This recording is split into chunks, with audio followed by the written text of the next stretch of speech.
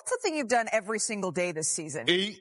Well, just as reliable as you and a good plate. Donovan Mitchell and the Cleveland Cavaliers, they've been in the first place in the East every single day this season. And for just the third time in franchise history, the Cavs have won 60 games. They will go for win number 61 against the Knicks, who have found their stride as of late, winning 5 of their last 6 games to put them back on track to get their most wins this century. Now, the future of this team, it looked a little bit murky when Jalen Brunson went down with an ankle sprain on March 6th, but the Knicks, they've managed to go 8-5 since then, and now they eagerly await the return of their star guard, which means that New York is also eager to hear from our senior insider, Shams Charania, who is joining us now. Shams, what more can you tell us about when we could see Jalen Brunson back on the floor? Malika, some good news for New York. I'm told that Jalen Brunson is progressing close to a return to action. There is optimism for Brunson that he will be able to make it back to the floor sometime within the next few games for the Knicks. They have a back-to-back Saturday in Atlanta and then Sunday at home against the Phoenix Suns. That is within the realm of when he could be back in action for the Knicks. It's been about a month since he's been out. He has resumed full basketball activities. He's on pace to be the first Knicks player ever, 25 points and 7 assists per game. They need him back healthy for this playoff stretch run. Absolutely. Just about 14 days left here in the regular season. We will be seeing a whole lot of you. Shams, thank you so much for stopping by NBA Countdown here. And while Knicks fans, they are ready certainly to see Jalen Brunson back on the floor, they're also ready to see their team put up a fight against the NBA's best. New York is winless against the Celtics and Cavaliers so far this season, trailing by 25 plus in 4 of the 5 losses to the 2 teams above them here in the standings, as you can see. Joined now by NBA champ Kendrick Perkins, Hall of Famer Michael Wilbon. The Knicks, they have 3 more cracks at these top teams before the playoffs arrive. It starts, of course, tonight in Cleveland. What kind of statement can New York make in this one? Well, they can make a statement to themselves, right? Because they need to make a statement to show that they belong. They need to feel like they belong. And when I say belong, because they haven't beat the Celtics, because they haven't beat the Cavs, they need that win, especially to make them feel good going into the postseason. Right? The trust has been broken in that locker room, in my opinion. You don't have the back and forth between players and coaches if the trust is there. Like we had a few weeks ago between Mikal Bridges and Tom Thibodeau not being on the same page.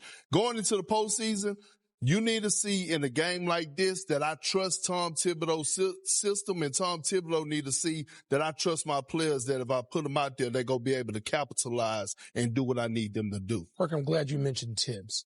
Because what I wonder is, so many teams, and you have been on some of these teams, they get a bounce from regular season to playoffs. Yeah. There's going to be another game. Do we get that with Tom Thibodeau teams? I mean, don't we see closer to the result you're going to get all season long? They come closer to maxing out in terms of result, even in the regular season. And see, that's a problem. That's a problem. And today when we was having our call, our good friend Terrell Boozer, my brother, he said that, hey, they're ahead of schedule. I said, who ahead of schedule? The Knicks? The Knicks team that went, to the second round last year, that gave up a mansion to get Mikal Bridges and went out and got Karl Anthony Towns. That team, they're trying to win the championship. Minimum, you should be trying to get to the finals, the conference finals. But here's the thing. When you bring up Tibbs, today is going to be a prime example, right, of Tom Thibodeau. You cannot be in the drop coverage with Karl Anthony Towns today defensively. These are one of those games, one of those moments where you challenge him and you say, you know what? Hey, Cat, switch everything.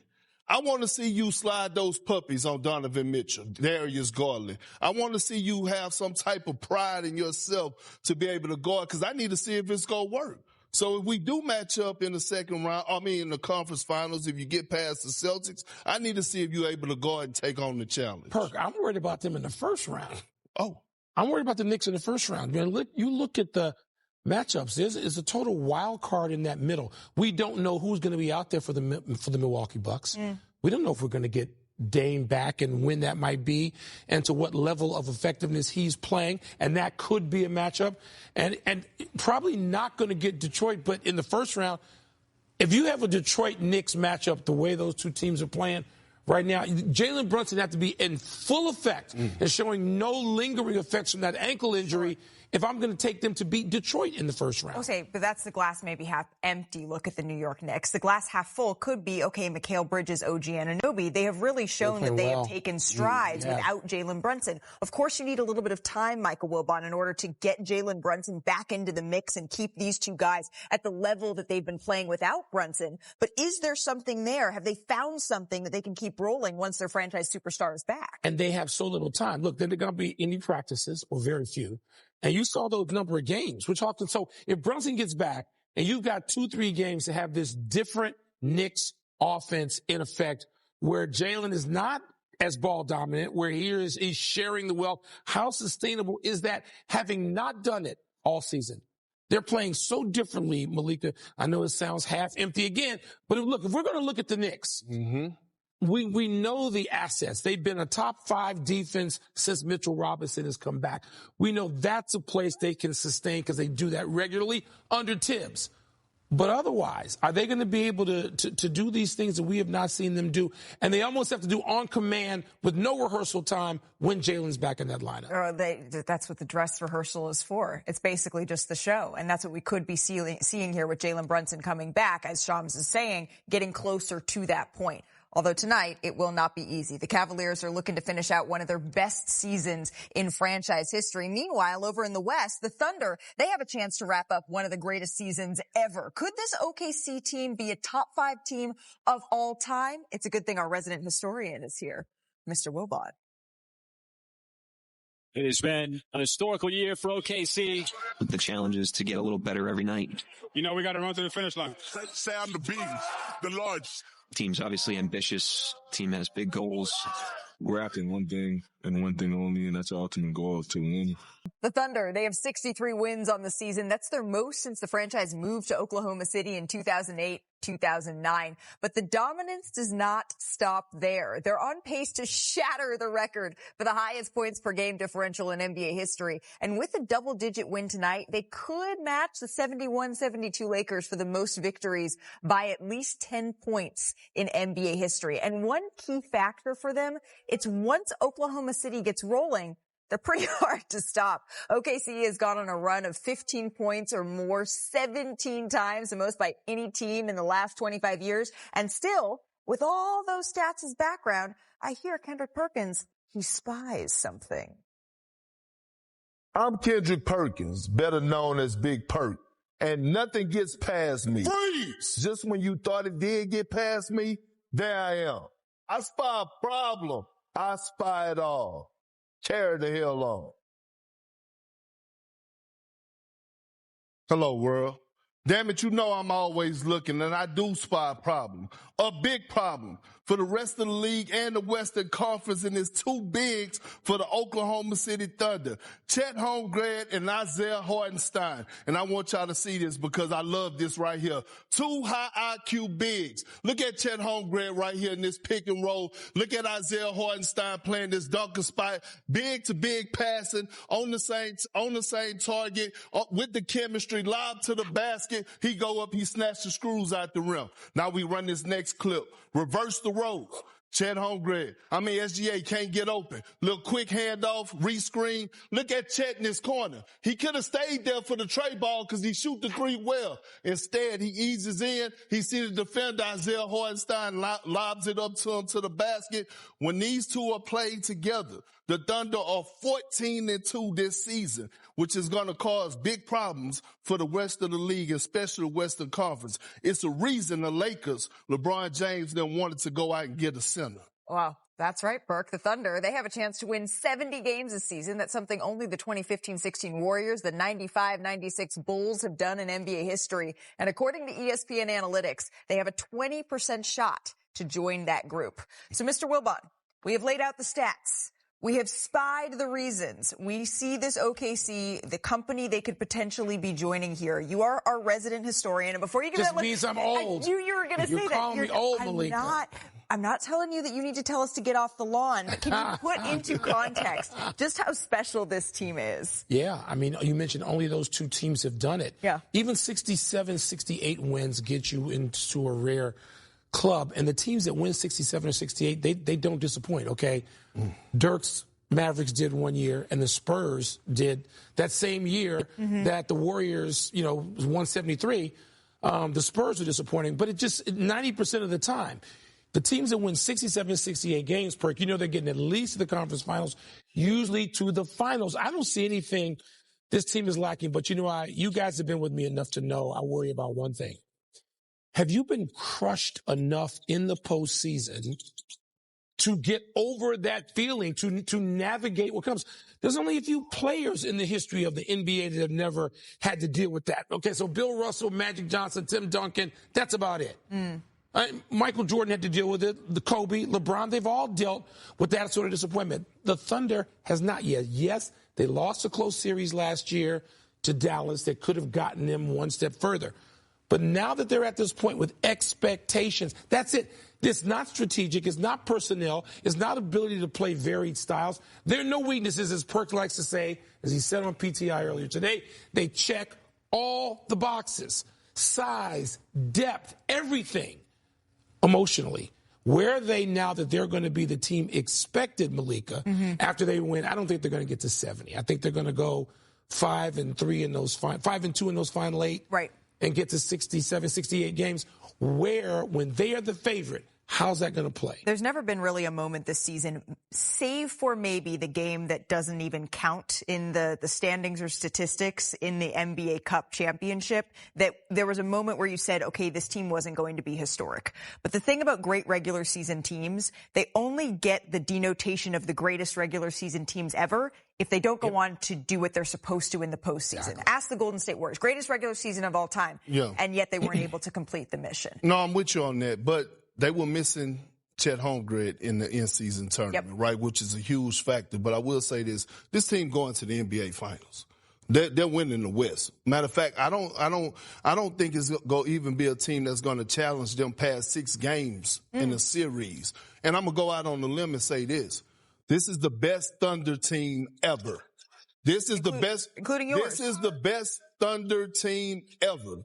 They're deeper than the Atlantic Ocean, Pacific Ocean, Gulf of Mexico, however you want to call it. Yes, they have a superstar in SGA. Yes, they have a young all-star in Jalen Williams. Yes, Chet Holmgren, Isaiah Hartenstein. But when you have guys like Aaron Wiggins that can come in off the bench and hit you for 40, or you have a guy like, Isaiah Joe that can hit you for 30, you working with something. Luke Dort, by the way, should be in the conversation for Defensive Player of the Year. Absolutely. There you go. I love this one. The Thunder, they have 63 wins. No one else in the West even has 50. That's how much they have separated themselves from the rest of the Western Conference. But that's not what they're being held up against. They're being held up against the Boston Celtics and the Cleveland Cavaliers. Donovan Mitchell, could he be somebody that they face in the NBA Finals? We discuss on the other side of this break.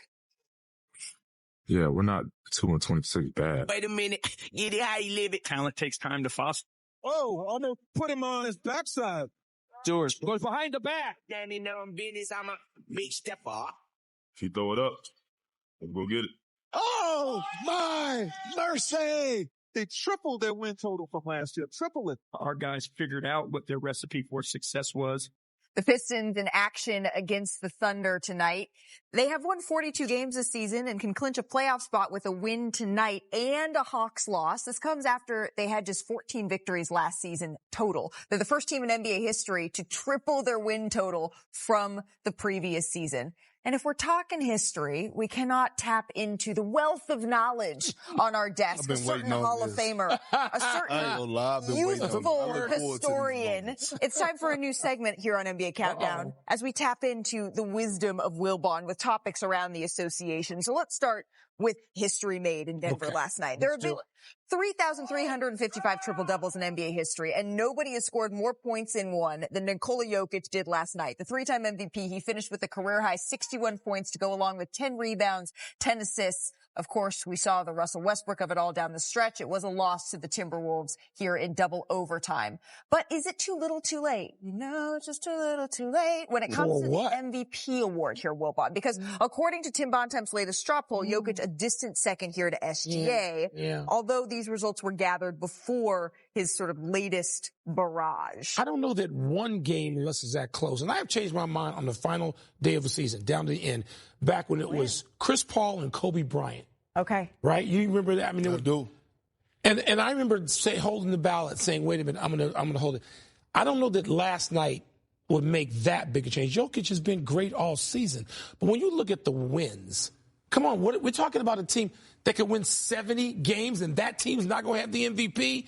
SGA has an edge over Nikola Jokic. He just does. So if these numbers hold, though, it means a guy that is essentially averaging a 30-point triple-double here is top 3 in NBA in terms of points, rebounds, assists, and steals. He had a 30-20-20 game a couple of weeks ago. Fabulous. He won't win MVP. But have we ever seen an MVP race between these two caliber of players? Not the closeness, but the caliber of players. Probably. I mean, we're talking about a long time. If we go back to Kareem being involved in some of these things, Magic and Bird. Yeah, we have. But what's important here to me is that distinction that we're trying to draw, Malik. It's a worthy conversation. The numbers that Jokic has put up, they're like the modern day Wilt numbers where guys do different things at different times. But when you win 70, what are you going to value more? I have a vote. Winning 70, if they do that, I don't want to say it makes it automatic, but it's pretty close. Winning 70 games or even flirting with it, I'm going to reward that perk over, even if narrowly, I do the averaging a triple-double. And nobody's done it. Look, Wilt led all 3 of those things, but never at one time. Right. Jokic is a threat. You know, the triple crown is what it is. It's amazing, but I'm not going to reward that, Malika, more than a guy flirting with 70 wins. I have no issue at all with Shai Gilgeous-Alexander being the MVP this season. I do wonder if history will look back and say Jokic should have another one. We got to get Steph Curry, right? You definitely got to hit the light-skinned brother with the green. Nikola Jokic is not the only one to make history last night. Steph, he knocked down 12 triples, an NBA record 4th time in his career he's done that. He lit up the Grizzlies for 52 points, did it all, became just the 3rd player with 50, 10, 5 assists, 5 steals in a game since steals became official in the mid-1970s when Wilbon was in college. The Warriors are now 18-2 with Steph and Jimmy Butler in the lineup. He made 12 threes for the 4th time in his career, which passed Klay Thompson for the most in NBA history. That's insane. It's just absolutely ridiculous here, Michael Wilbon. So if we're talking big picture, did Steph's performance get you thinking about a 5th ring, something else?